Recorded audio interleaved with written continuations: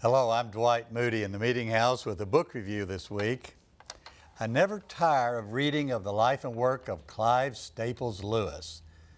This is because, partly, he had such a significant impact on my life as a person, a student, a believer, and a writer. Many people share this testimony with me. I never tire also because his life is full of surprises, as he himself declared with the title of his autobiography, Surprised by Joy. A disproportionate number of these surprises occur in the final third of his life, that period covered in the Volume 3 of Dr. Poe's comprehensive biography of the great Oxford scholar and author. Volume 1, which I read and reviewed a couple of years ago, traced the childhood and youth of the man everyone called Jack, from his birth in 1898 through his service in the British Army during World War I. Volume 2, which I also have here, describes his journey as a student at Oxford University, his life as a tutor and lecturer at the same school, his conversion to Christian faith, and his emergence as both a scholar of medieval and Renaissance literature, and a world-renowned apologist for the Christian faith. Now comes Volume 3, which opens up in rather dramatic form the series of defeats, dysfunctions, and deaths that marked the last third of his life. Not once, not twice, but 3 times Lewis was turned down for a full professorship at Oxford University. Dr. Poe describes his persistent desire, that is, Lewis's desire, to hold the chair of poetry, but it was never to be. Lewis had to settle, if we could use such a pejorative word, for his unanimous election to a distinguished teaching position at Cambridge University, for his 1954 move down the road to the equally famous institution. This series of defeats, as I've called them, is rarely mentioned in the letters and papers of C.S. Lewis.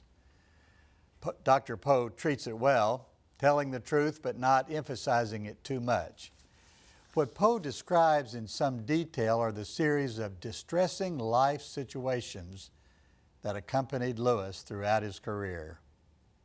Among these are his laborious 30-year care for the live-in guest, the unbelieving and uncouth woman, Janie Minto Moore, who lived with him in his home, which he called the Kilns.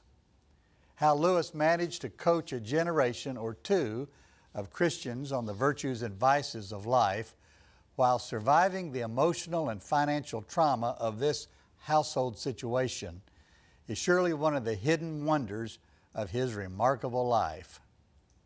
Only occasionally in his letters does Lewis speak to this persistent pressure on every aspect of his life. Poe opens up the evidence and opens up the eyes of all those who know Lewis only through his series of successes. But there were other stresses on the spirit of the great scholar, such as his own health, described so well in this biography. Lewis had a slew of what we now know as bad habits: incessant smoking, 2 packs a day, excessive drinking every day, all day, alcohol and caffeine, and overeating. Not even his love for long walks, 30 miles at a time, could overcome the debilitating effects of this lifestyle.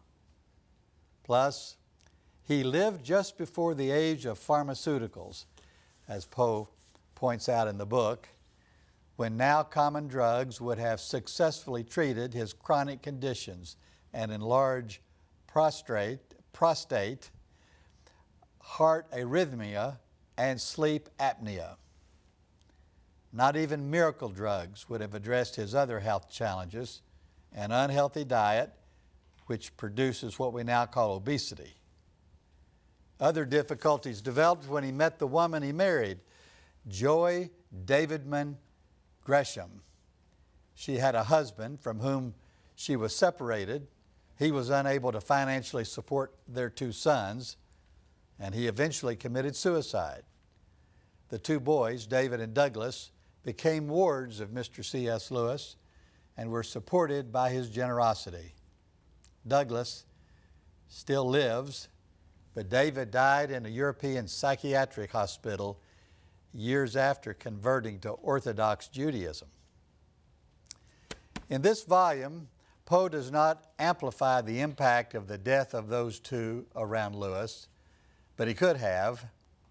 His mother when he was 10, his father when they were alienated, his colleague Charles Williams at the height of his career, his wife Joy just 3 years after their marriage, and others who preceded Jack Lewis in death.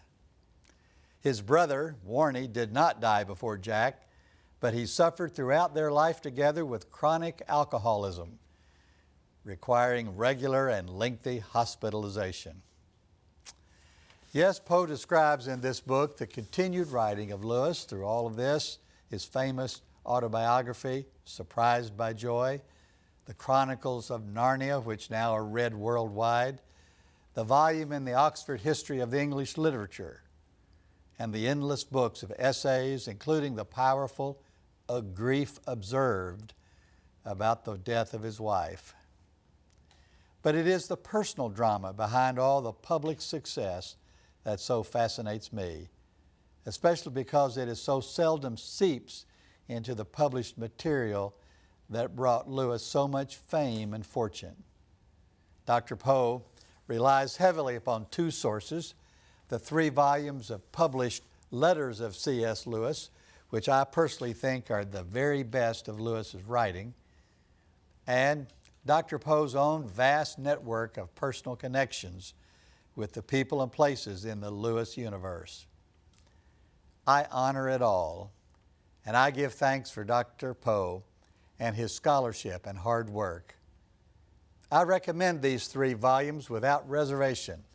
Like Lewis, I will read them again, and in this way declare that they are worthy of praise. I'm Dwight A. Moody with the book review in the Meeting House. Thank you.